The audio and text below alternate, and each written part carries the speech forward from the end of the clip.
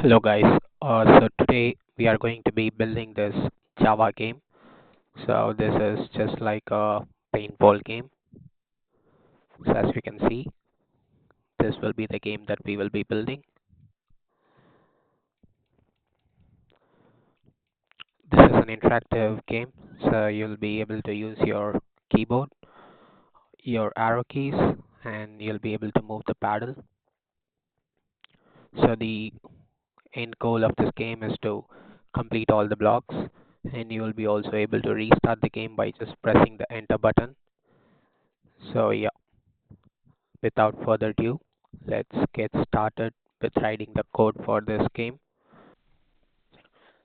So I have opened a new project on my IntelliJ, and the first thing we are going to start with is by creating a package so that all our method implementations will go inside this package. So create a main class, and next I'll create a package.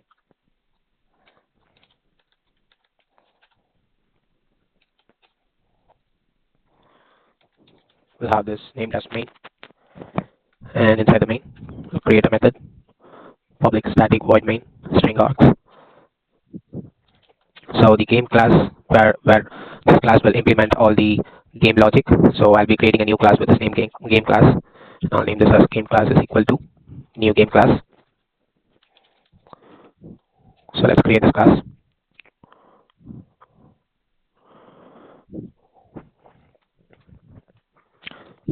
So our game class, it is going to extend. So game class will extend jpanel, which implements two methods. So this is the jpanel. It will implement key listener and action listener.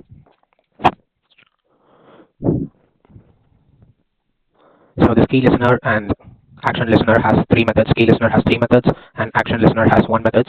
So we'll implement all these methods. And for this project, we won't be using two methods from these. We won't be using the key typed method, and we won't be using the key released method. So these two methods will push these both to the bottom of the code. And let's finish the main class first. So inside the main class, we'll need a JFrame object. This JFrame object is responsible for creating the background screen for this application. Frame dot. First, we'll create the screen width.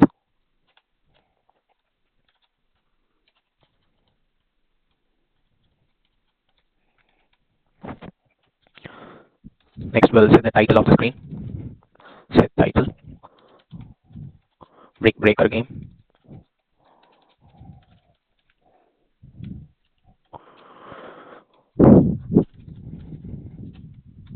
And we'll also make the frame to not be resizable, and we'll make the frame visible.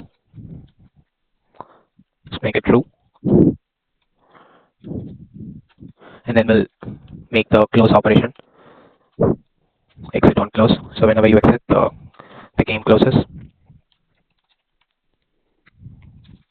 And then we'll add the game class in here. This game class is of this class type.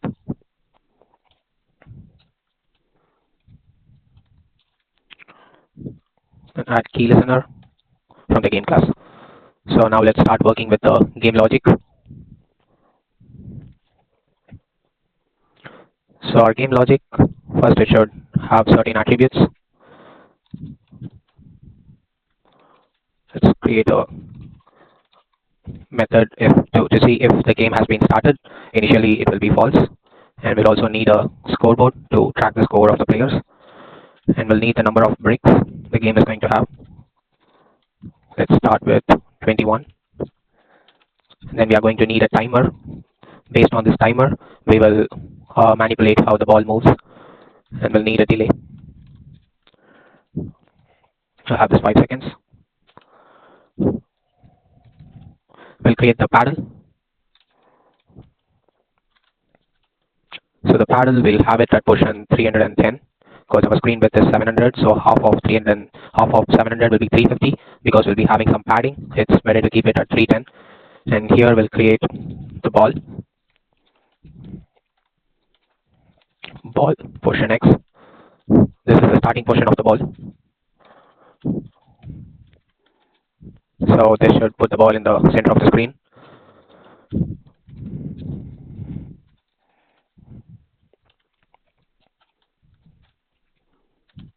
And this is the direction of the ball. So we'll create a constructor, public game class, and inside the game class, we'll add KeyListener is equal to this, and we need the set focusable. It's going to be true, and we'll need set focusable traversable keys enabled. That is false, and we'll need the timer. New timer, delay. The delay we have mentioned as 5 milliseconds, so we'll keep that, and we'll have the timer to start. This is when the game starts. And the next thing we need is to create the screen, add some colors to the screen, and have the paddles in the screen. So we'll call this method as paint. This is going to take an object from this graphics class. We'll name this as G. So first we'll go with the background of the screen. Background G dot set color. Let's have the background in black color, and it should be in rectangle. So fill rect. In width, since the entire screen width is 700, we'll keep this 692. I have tried with different numbers, and this looks satisfying to me. And then we'll create the border. Set color will have the border in maybe yellow color.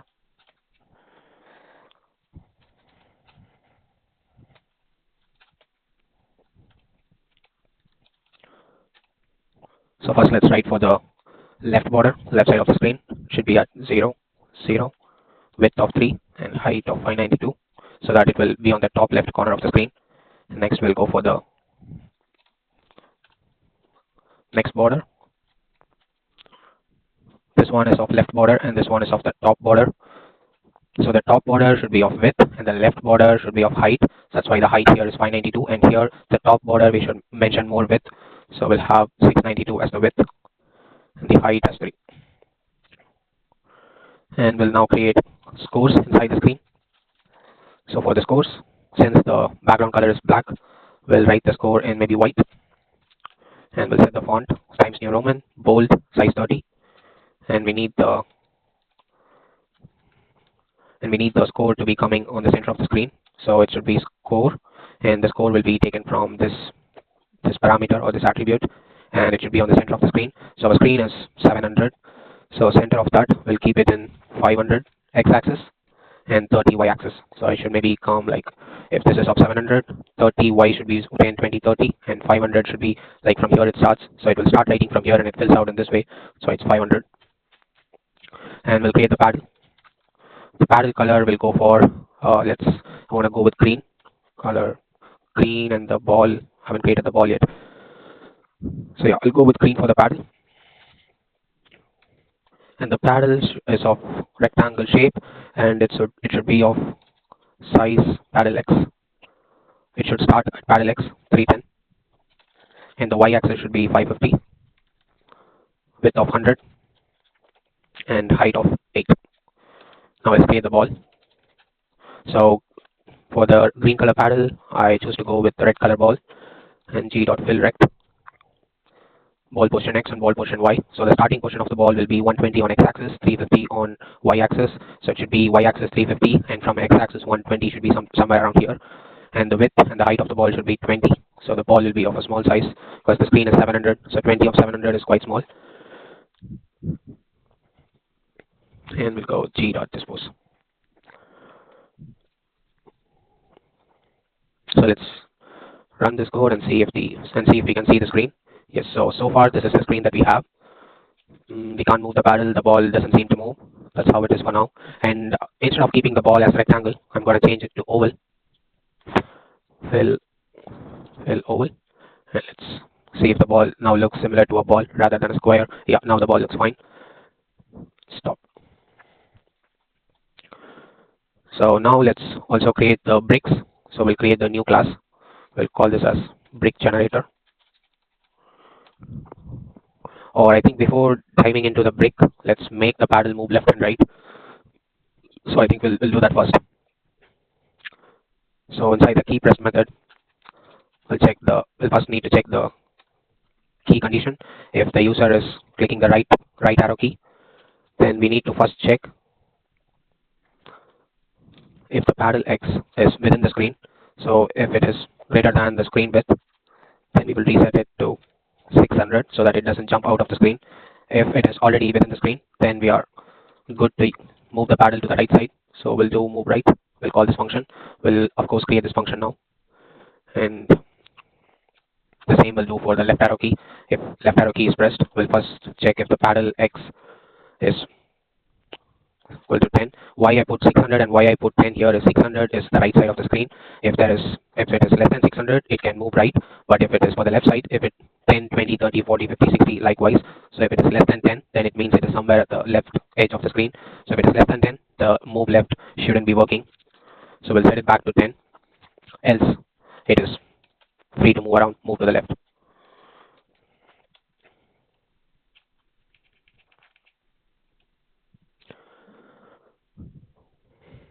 And now let's create the methods for move left and move right. Public void move right. Game playing is equal to true. When the paddle moves, the game starts moving. So the paddle X will move 20 positions at a time. And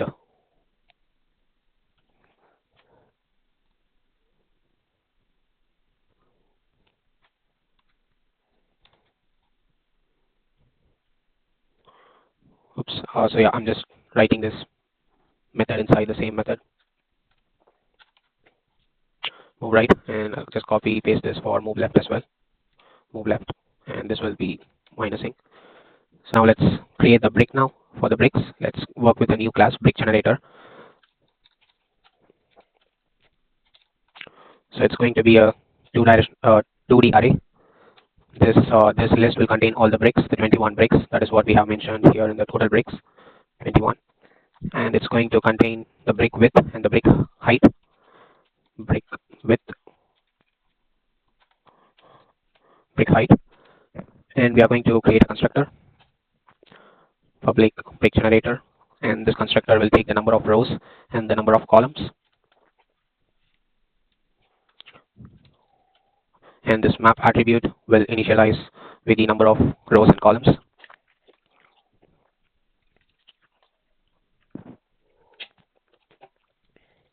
And once we have got the number of rows and columns, which is going to be 3 and 3, so we are going to loop through a for loop. Int I is equal to y less than map.length. We are going to loop through the first. Map I of j is equal to 1. 1 indicates that a brick should be created. If there is a 1, there is a brick. And we'll also initialize the brick width. Brick width will be 540 divided by the number of columns. So it's going to be 3, and 3 divided by 540 will be the column. And brick height will be 540. Brick height will be 150 divided by the number of row. And we'll add a next method. This is going to draw all the bricks for us. And for this, we'll be using graphics 2D. We'll name this as G. And we'll again loop. We'll have this loop.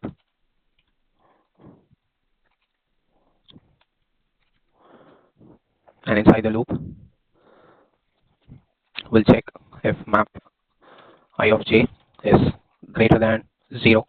If it is greater than 0, then it means we have a brick there by this condition. So if there is a brick, we want the brick to be of color, let's say white, or let's have it blue color. Let's make this a nice game. And we'll, not a nice game, the game logic is still the same, but maybe a designed game. So we'll be doing brick width, j into brick width plus 80, I into brick height, brick width and brick height. And this brick height should be plus 50. So what this line of what this statement does is it is going to set the horizontal margin of the brick with a margin of 80 pixel, and this is going to check the brick height, and the vertical portion of the brick will be of 50 padding, a margin of 50 padding. And yeah,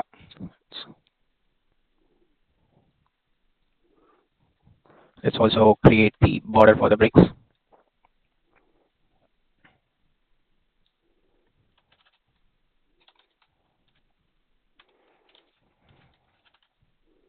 This is border thickness. And since we have the bricks in blue color, we'll have the border to be in black color. Set color dot black. So inside the blue we'll have the border as black to separate the bricks. G dot draw rect, and we'll use the same thing. This is for the padding. And the next thing we need to do is set the brick value. So the brick value will take the number of rows, number of columns, and the value. This one will be mapped to the map. This two-dimensional array will have this value. So if the value, I'll be setting this value to be 1, meaning that if we have 21 bricks, all the 21 bricks at the beginning will have a value 1. If 1 means the brick must be created, so 21 bricks will be created, and that's what we will do. So to create the bricks, we'll go inside the game class, and we need to create the brick generator class. We need to implement the brick generator class here. So let's do that. Private brick generator, will call this as brickgen, and we need to get the brickgen inside the game class. Brickgen is equal to new brick generator, and we'll have 3 rows and 7 columns. 3 rows and 7 columns, so that will be us having 7 bricks in a row, because we have 21 bricks. We have 21 bricks, so we'll have 7 bricks in the same row. And here we can draw the bricks. For drawing the bricks, we have a method called draw, so we'll use that. We'll just use brickgen dot draw graphics 2D.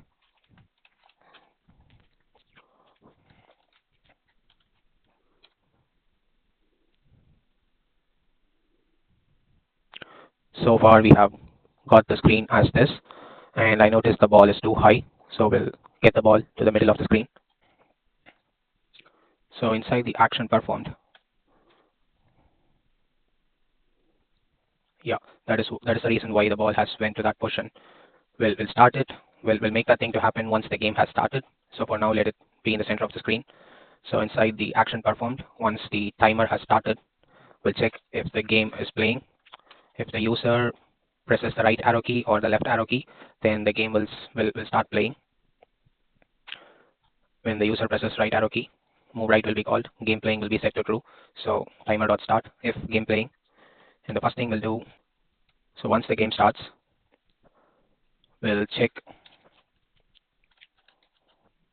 So since the ball is of type oval, we need to, first of all, what we are trying to do here is we are trying to check if the ball, when the ball collides with the paddle, we need to make the ball move in the opposite direction. So since the ball is of shape oval, we'll convert the ball into rectangle shape.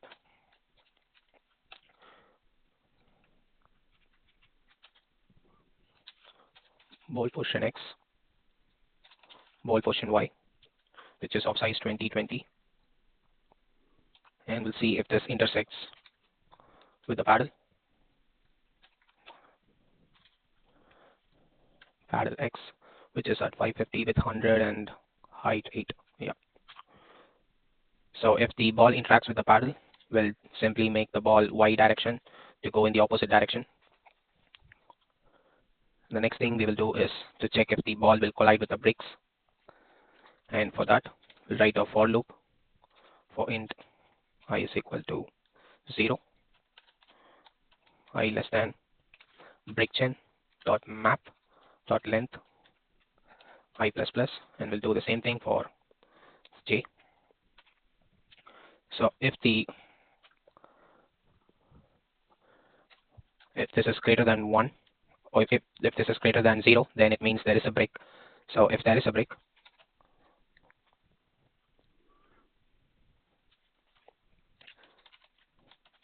brickgen dot brick width plus 80. So it will be 50 int brick width, brickchain dot brick width, int brick height is equal to brickchain dot brick height, and the brick height is 150 by row. And we are doing this to detect collision with the ball and the brick.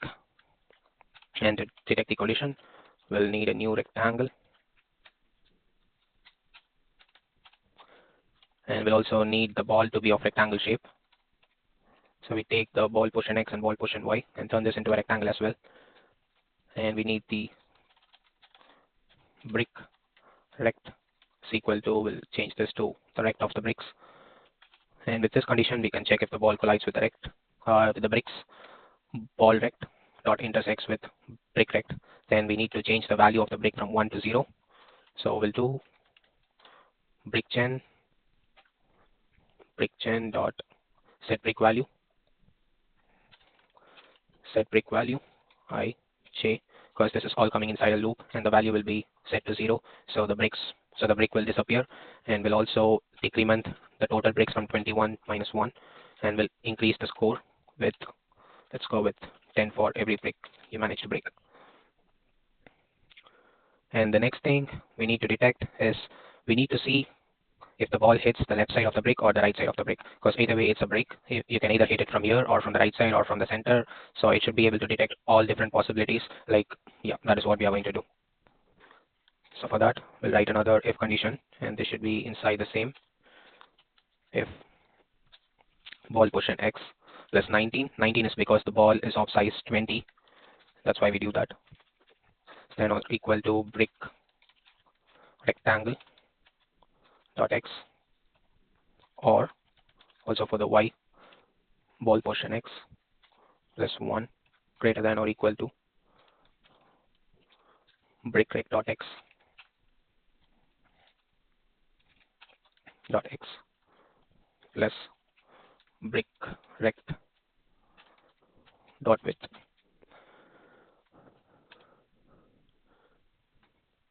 So the first one, it will detect if the ball hits on the left side of the brick, and this condition will detect if the ball hits the right side of the brick. And if either of this condition is true, the ball will change its X direction. If not, it will change the Y direction.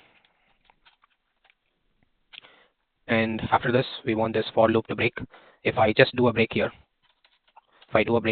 it will exit this for loop and the above one will still be running. So for that, we'll label the for loop. We'll name it as A, and we'll break the A for loop so it exits the outermost part of the loop.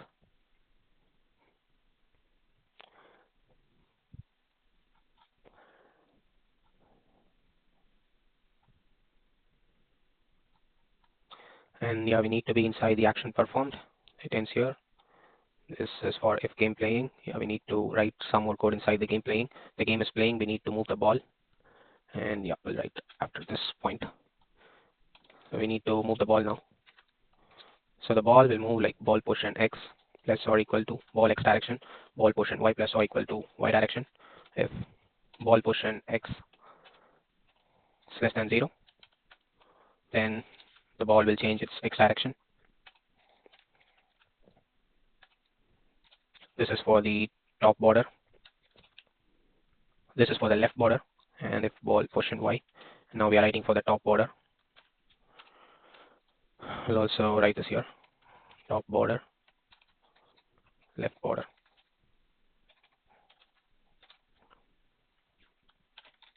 And if ball portion X is also greater than 670, this is for the rightmost corner of the screen. That is for the left corner. This is for the left corner of the screen. This is for the right corner of the screen. If it goes to the right corner of the screen, once again we'll change the X direction of the ball so it comes back to the center. And once after all this, we'll do repaint. So this will start. And let's see if the game works. Yep. So this is, we have the game, but so you can see it is not detecting collision with the bricks yet. So we'll implement that method. So inside the game class, yeah, this is where we are detecting the collision. So yeah, rectangle. If it detects collision, it will change direction. Inside the loop, we are checking brick rect is equal to if ball intersects with the bricks, we'll set the brick values ball position x brick rectangle, or if ball position x brick rectangle x plus. Okay, this is not ball rect, but we need the brick rect here. And let's see if this has fixed the problem. Game has started.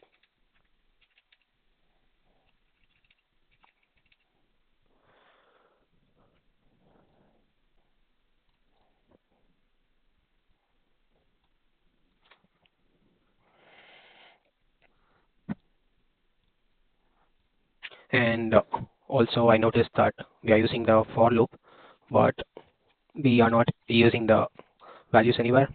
So for the width, we'll be dealing with the j, the column,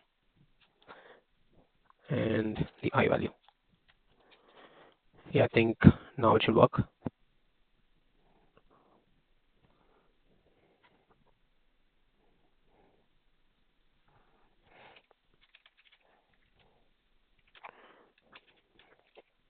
Okay, so we have got the game to be able to move and detect collision with the bricks.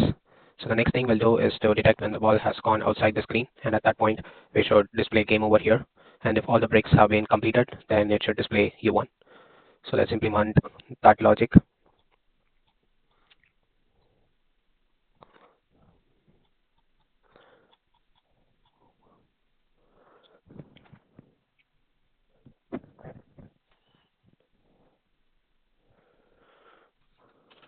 So when the game is finished, check game finished.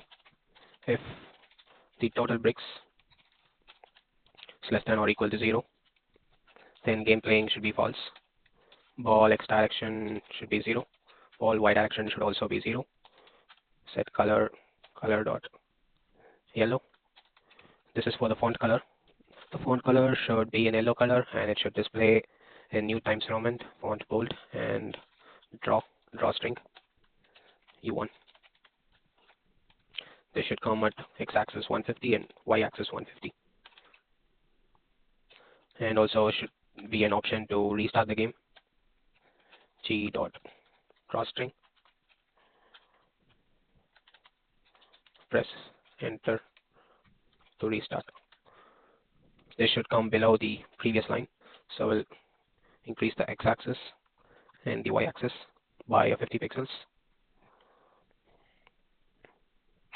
Or let's have this on the x-axis 350 somewhere around this point.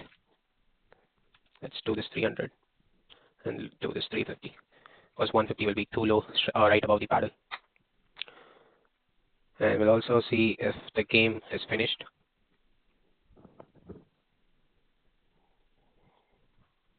Or the player has lost. This is when the ball crosses the screen. If so, we need the ball position y, and if it is greater than 570, then we should change the game playing to false. Ball x direction is 0, ball y direction is equal to, and we'll implement the same things here and say game over, final score, and we'll display the score here, and we'll use the same logic here.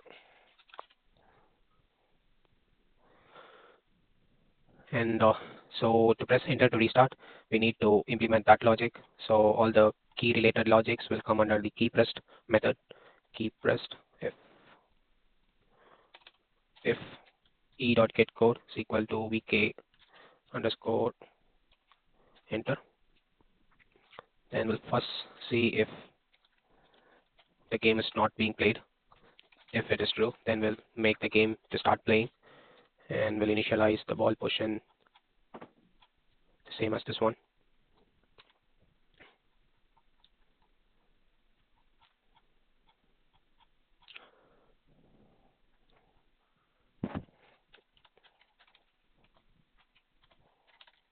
Ball position x is 120.